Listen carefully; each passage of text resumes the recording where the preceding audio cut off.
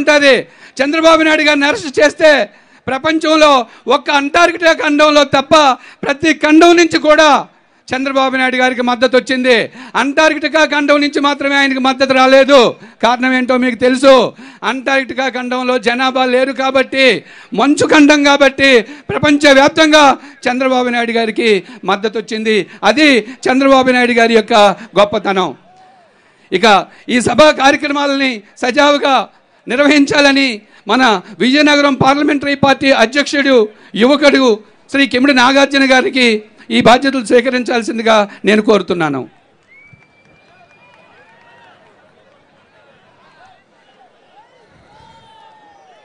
ఈ సమావేశానికి విచ్చేసినటువంటి ఉత్తరాంధ్ర నుంచి వచ్చినటువంటి తెలుగుదేశం పార్టీ అతిరథ మహారథులకు, అదే రకంగా ఈ 2 జిల్లాల నుంచి వచ్చినటువంటి నాయకులకు, కార్యకర్తలకు అందరికీ నమస్కారాలు. అయ్యా, మీ అందరికీ కూడా తెలియజేసే విషయం ఏంటంటే, సుమారు ఒక 20 నిమిషాల్లో చంద్రబాబు నాయుడు గారి చాపర్ ఇక్కడ దిగబోతా ఉంది. కాబట్టి అందరూ కూడా ఎవరెవరు బయట ఉన్నా అందరినీ లోపలికి రావాల్సిందిగా ముందుగా తెలియజేస్తా ఉన్నాను. ఈ రోజున మీ కార్యకర్తలందరినీ చూస్తూ ఉంటే, ఈ రోజున ఇక్కడున్న అభిమానులందరినీ చూస్తూ ఉంటే నాకు చాలా సంతోషంగా ఉంది. ఎందుకంటే ఎటువంటి కార్యక్రమాలు తలపెట్టినా, ఎటువంటి మీటింగుల్లో కూర్చున్నా కార్యకర్తల ముందుకొచ్చి ఒక స్పీచ్ ఇవ్వడంలో ఉన్న ఆనందం ఇంకెక్కడా కూడా తెలియదని చెప్పి మీ అందరికీ కూడా నేను తెలియజేస్తా ఉన్నాను. ఎందుకంటే ఈ పార్టీలో అతిపెద్ద బలం కార్యకర్తలు. ఈ కార్యకర్తలు ఎవరైతే ఉన్నారో మీరంతా అన్న నందమూరి తారక రామారావు గారు స్థాపించిన పార్టీ కోసం, ఆయన సిద్ధాంతాల కోసం, ఆయన పెట్టిన ఈ జెండా కోసం మీ కుటుంబాల్ని వదిలి ఆస్తులు పోగొట్టుకున్న, చిరిగిన చొక్కాలతో, నలిగిన కండువాలతో ఈ పార్టీ కోసం మేమున్నాం, ఈ రాష్ట్రం కోసం మేమున్నాం, అభివృద్ధి సాధించేంత వరకు కూడా మేము పోరాడుతామని చెప్పి ఇటువంటి ఎండని కూడా లెక్క చేయకుండా మీరందరినీ చూస్తూ ఉంటే నాకు నిజంగానే చాలా ఆనందంగా ఉంది. అయ్యా, 4.5 సంవత్సరాలుగా జగన్మోహన్ రెడ్డి గారి పరిపాలన ఏంటో మనం చూసాం. ఈ రాష్ట్రాన్ని అంతటినీ కూడా అస్తవ్యస్తం చేశాడు. ప్రతి వర్గాన్ని కూడా అణిచివేశాడు. ఈ ముఖ్యమంత్రి పాలనలో ఎక్కడైనా అభివృద్ధి చెందిందా మన రాష్ట్రం?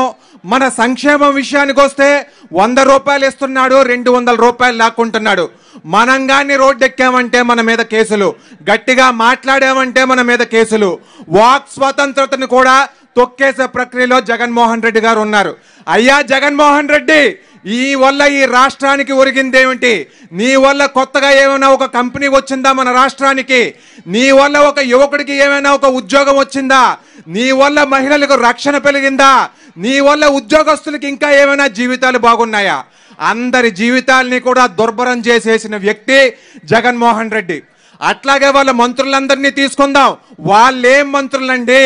వాళ్ళేమి పరిపాలన మన రాష్ట్రానికి చేస్తారు? ఈ మంత్రులంతా కూడా బూతుల మంత్రులు, ఈ మంత్రులంతా కూడా అవగాహన లేని మంత్రులు, ఈ మంత్రులంతా కూడా అవినీతి మంత్రులు. మన జిల్లాలోకి వచ్చామంటే బొత్స సత్యనారాయణ గారి గురించి మాట్లాడుకోవాల్సిన అవసరం ఉంది. 15 సంవత్సరాలుగా ఆయన ఈ నియోజకవర్గానికి, చీపురుపల్లికి కానీ, ఈ జిల్లాకి కానీ, రాష్ట్రానికి కానీ మంత్రి కింద ఉన్నారు. మరి ఈ 15 సంవత్సరాల్లో ఆయన అనుభవించినన్ని పదవులకు తగ్గట్టుగా మన జిల్లాని ఏమైనా అభివృద్ధి చేశారా? భారీ పరిశ్రమల శాఖ మంత్రి కింద మీరు వోక్స్ వాగన్ ని వెనక్కి తరిమేశారు, అవునా కాదా? గృహ నిర్మాణ శాఖ మంత్రి కింద భారీ అవినీతి చేసి ఇల్లు కట్టకుండా డబ్బులు తీసుకున్నారు, అవునా కాదా? మరి ఈ రోజున మీరు విద్యాశాఖ మంత్రి కింద ఉన్నారు కదా. ఒక స్టేజ్ ఎక్కి 5 నిమిషాలు విద్యా విధానం గురించి మాట్లాడగలరా మీరు? ఇటువంటి వాళ్ళందరూ మనకి మంత్రులు అయితే ఎట్లాగా? జగన్మోహన్ రెడ్డి మనకి ముఖ్యమంత్రి అయితే ఎట్లాగా? సోదరులారా, మీరంతా ఒకటి గుర్తించండి, ఇంకా ఉన్నది 90 రోజులు మాత్రమే. మనమంతా కూడా మంచి సమాజం కోసం పోరాడదాం. మనమంతా కూడా తెలుగుదేశం పార్టీ మళ్ళీ అధికారంలోకి రావడం గురించి పోరాడదాం. నారా చంద్రబాబు నాయుడు గారు అనే వ్యక్తి మళ్ళీ ముఖ్యమంత్రి అవ్వాలి. ఆయన మళ్ళీ ముఖ్యమంత్రి అయితేనే మన రాష్ట్రం అభివృద్ధి పదం వైపు పరిగెడుతుంది. మన యువతకి ఉపాధి అవకాశాలు వస్తాయి. మనకంటూ ఒక రాజధాని ఉంటుంది. అక్క చెల్లెమ్మలకంటూ రక్షణ అనేది ఉంటుంది. ఉద్యోగస్తుల జీవితాలు ఇంకా బాగుంటాయి. కాబట్టి సోదరులారా, అందరూ గుర్తించండి, మనమందరం కూడా పార్టీ కోసం కష్టపడదాం. మనమందరం కూడా ప్రతి ఓటర్ దగ్గరికి వెళ్దాం. ప్రతి ఒక్కరిని చైతన్యపరుద్దాం. వాళ్ళందరికీ కూడా మన భవిష్యత్తు గ్యారంటీ కార్యక్రమం అంటే ఏంటి, మన సూపర్ 6 అంటే ఏంటి తెలియజేసి తటస్థ ఓటర్లంతా ఎవరైతే ఉన్నారో వాళ్ళందరినీ కూడా మన పక్క తిప్పుకోవాల్సిన అవసరం ఉంది అని చెప్పి మీ అందరికీ నేను తెలియజేసుకుంటూ ఇప్పుడు నా ప్రసంగాన్ని ముగించి నెక్స్ట్ రాబోయే స్పీకర్ని ఆహ్వానం పలుకుతానని చెప్పి తెలియజేస్తా ఉన్నాను. ఇప్పుడు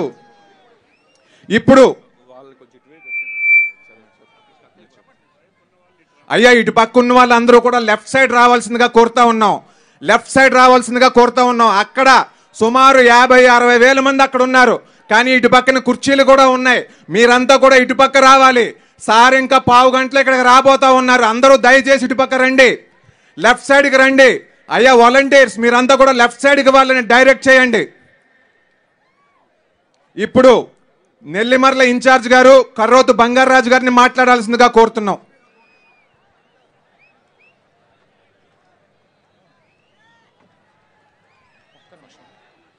దయచేసి అందరినీ కోరుకుంటున్నాను, ఇక్కడ కుర్చీలు ఖాళీగా ఉన్నాయండి ఎడం వైపు.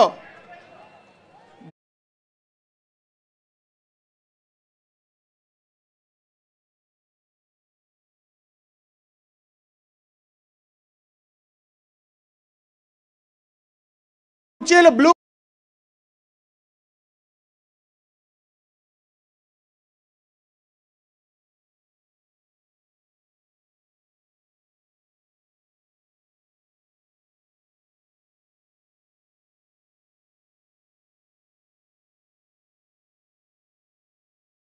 కార్యక్రమానికి విచ్చేసినటువంటి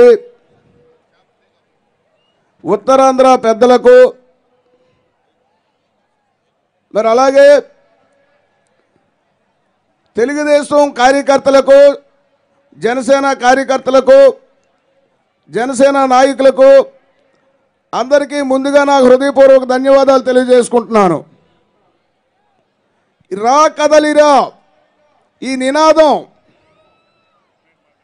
1982 తెలుగుదేశం పార్టీ స్థాపించినప్పుడు స్వర్గీయ అన్న నందమూరి తారక రామారావు గారు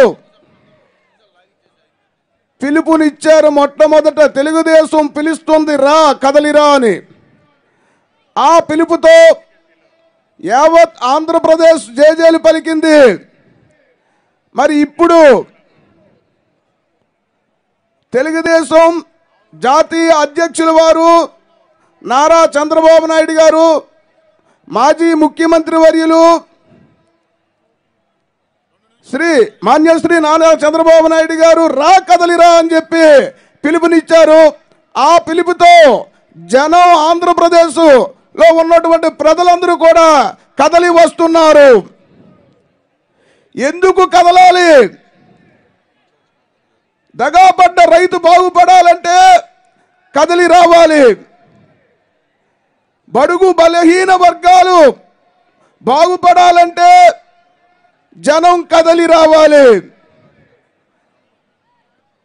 ఉద్యోగాలు లేకుండా నిరుద్యోగులుగా మిగిలిపోయినటువంటి యువతకు ఉపాధి కలగాలంటే మీరందరూ కూడా కదిలి రావాలి.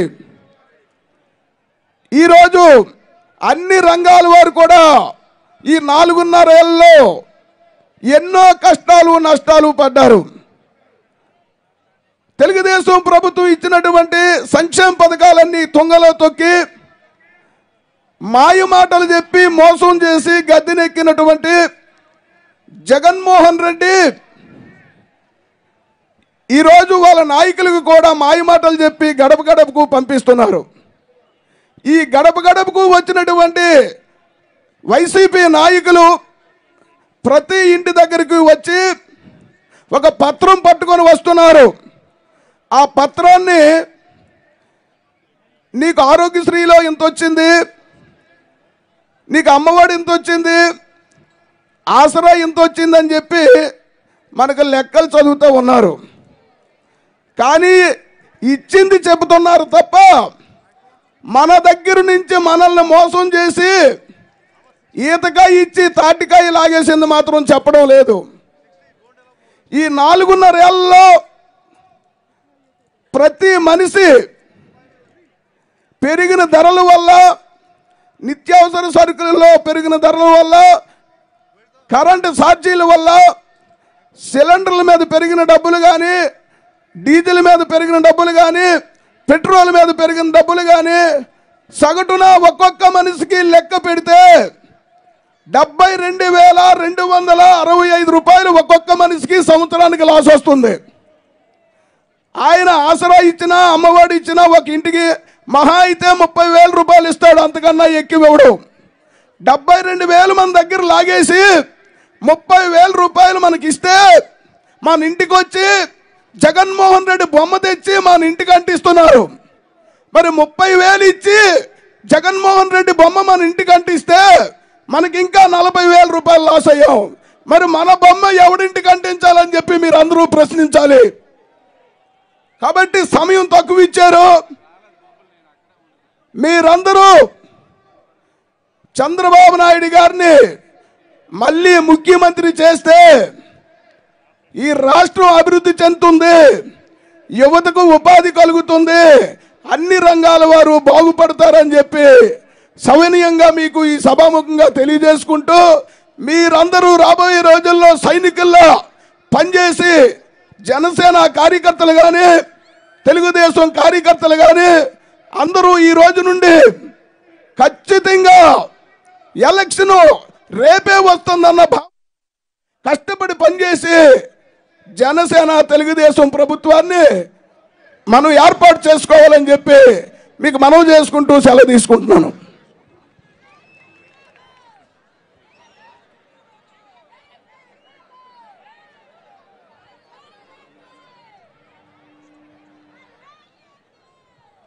ఇప్పుడు కురుపాం నియోజకవర్గం తెలుగుదేశం పార్టీ ఇన్ఛార్జ్ గారు తోయిక జగదీశ్వరి గారిని మాట్లాడాల్సిందిగా కోరుతున్నాం.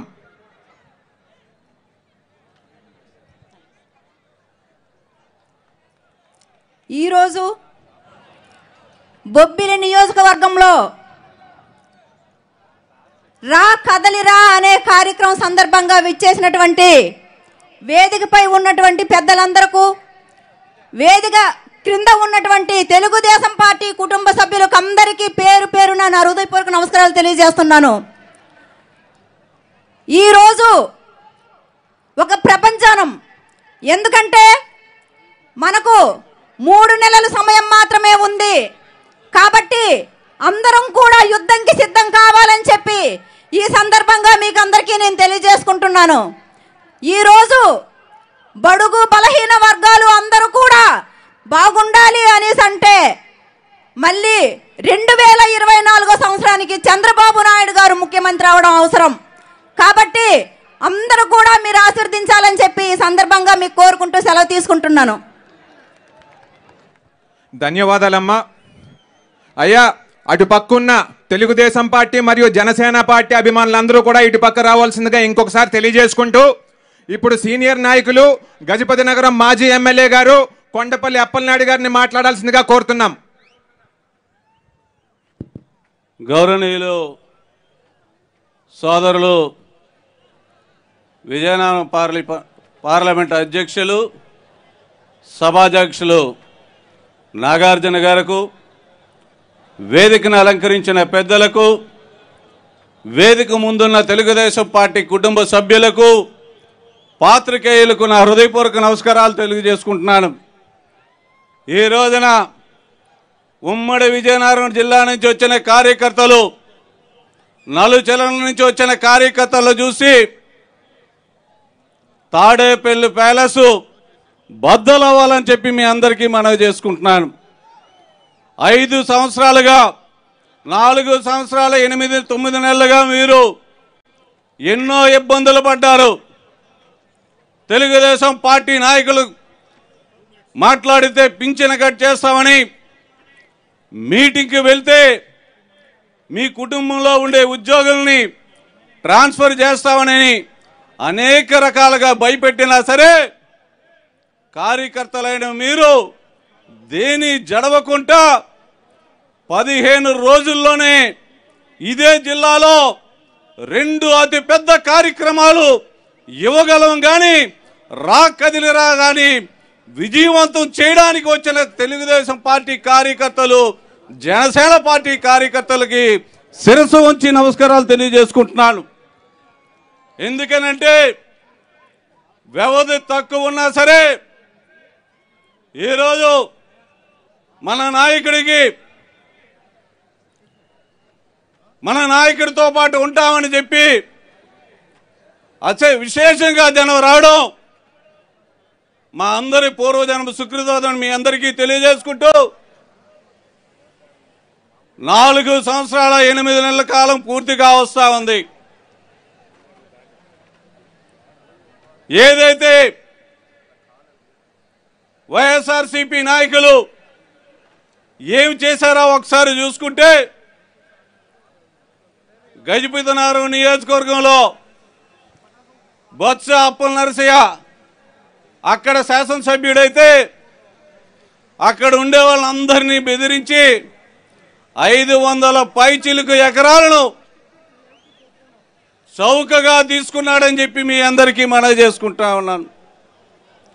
ఆ రోజు మేము అధికారంలో ఉండేటప్పుడు 14 నుంచి 19 వరకు అధికారంలో ఉండేటప్పుడు అనేకమైన అభివృద్ధి కార్యక్రమాలు మన జాతీయ పార్టీ అధ్యక్షులు అప్పటి ముఖ్యమంత్రి నారా చంద్రబాబు నాయుడు గారి ఆశీస్సులతో అనేకమైన కార్యక్రమాలు చేశాం.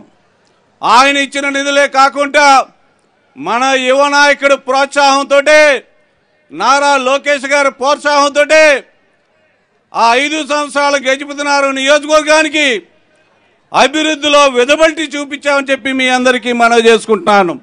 అలాంటి నియోజకవర్గంలో మన యువ నాయకుడు నారా లోకేష్ గారు గజపతినగరం ప్రజలు ఎప్పటి నుంచో ఆశ ఒక డిగ్రీ కళాశాల అని చెప్పి డిగ్రీ కళాశాల కూడా మంజూరు చేయించిస్తే అక్కడ శాసనసభ్యుడు బొత్స అప్పలనరసయ్య అన్న బొత్స సత్యబాబు గారు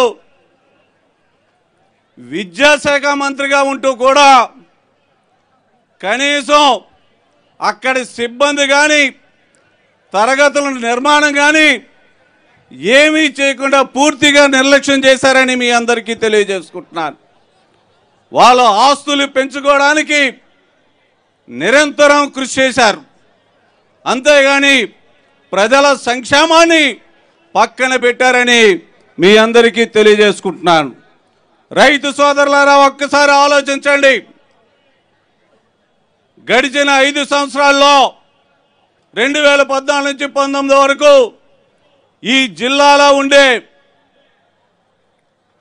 ప్రతి ఎకరాకు నీళ్ళు ఇద్దామని చెప్పి అనేక కార్యక్రమాలు చేశాం. మన జాతీయ పార్టీ అధ్యక్షుల ప్రోత్సాహంతో జంజావతి ప్రాబ్లమ్స్ను కూడా ప్రాబ్లంను పరిష్కరించి పార్వతీపురం మొత్తం ఇవన్నీ మండలాలకు కూడా నీరు ఇవ్వడానికి కార్యక్రమాలు మనం చేశాం.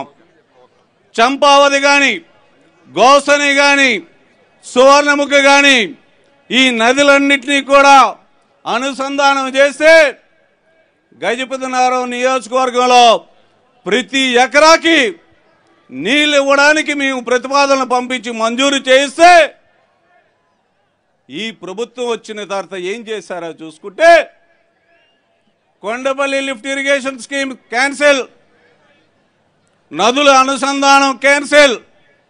ఎందుకయ్యా క్యాన్సిల్ చేశారనంటే ఏడాదికి 2 పంటలు పండితే రైతులు బాగుపడిపోతారు.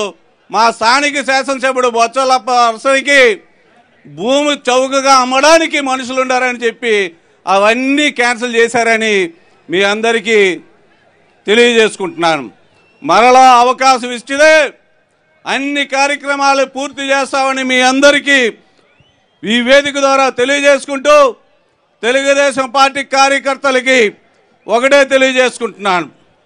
ఏదో రోజు మనం ఒక దుర్మార్గుడితో పోరాటానికి వెళ్తున్నాం, ఒక మూర్ఖుడితో పోరాటానికి వెళ్తున్నాం, ఒక సైకోతో పోరాటానికి వెళ్తున్నాం. అలాంటి అవలక్షణాలు ఉండే మనిషిని ఎంత గట్టిగా ఢీకొనాలంటే చేయి కలుపుదాం తెలుగుదేశం పార్టీ జనసేన పార్టీ అధికారంలోకి వచ్చే వరకు కూడా అందరం శ్రమిద్దామని చెప్పి మిమ్మల్ని అందరినీ కోరుకుంటూ సెలవు తీసుకుంటున్నాను. జై తెలుగుదేశం, జై జన్మభూమి, జై Chandrababu Naidu. Telugu Desam party, Telugu Desam party, Telugu Desam party. అందరికీ నమస్కారం.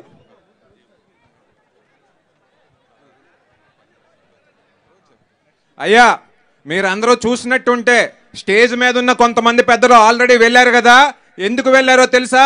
చంద్రబాబు నాయుడు గారు ఒక 10 నిమిషాల్లో ఇక్కడికి రాబోతా ఉన్నారు కాబట్టి ఆయనకి ఆహ్వానం పలకడానికి మన పెద్దలందరూ కూడా ఆల్రెడీ వెళ్ళడం అనేది జరిగింది. అయ్యా, ఇప్పటికైనా ఒకసారి చివరిగా చెప్తున్నాం, అందరూ కూడా ఈ లెఫ్ట్ సైడ్